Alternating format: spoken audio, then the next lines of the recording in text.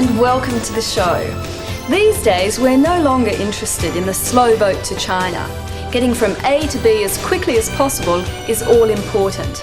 But while it takes less than 24 hours to fly from London to Sydney, it still takes several weeks by ship. Visions of gigantic craft plying the world's oceans at 100 knots have never materialised because there's too much friction between the hull of the boat and the water. Simon's been looking at a possible solution.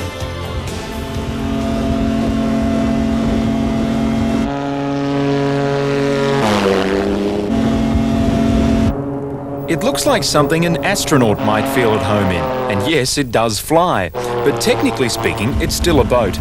Once it reaches about 50 kilometres an hour, the airfoil flare boat takes off and flies, just clear of the water. From the passenger's seat, it's an incredible sensation in this two-seater version. The airfoil flare boat uses the principle of ground effect to generate lift and literally make it fly about 40 centimetres above the surface of the water. The great advantage of such a craft is its fuel efficiency.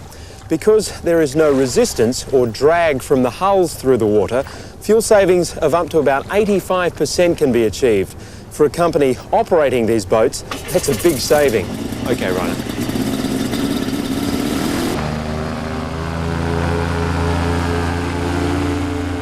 The 2, 4 and 9-seater versions are all capable of cruising at about 130 to 140 kilometres an hour.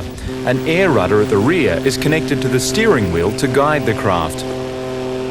The lift is caused by air pressure between the water surface and the wings when the boat is moving forward. Former pilot and aeronautical engineer Gunther Jörg has 20 years and $2 million of his own money invested in the project. A huge 400-seat model is being planned that could operate in much rougher conditions over the open sea, with a 2 to 3 metre flying capacity. But there'd obviously be a cut-off point where conditions would make such a boat unsafe. Further evaluation will answer those questions. The flare boat has 3 hulls. The centre compartment for both the smaller and the larger versions will always be used to carry passengers, while the 2 outer hulls act as stabilisers. Connecting the 3 hulls are 2 front and 2 rear aluminium wings.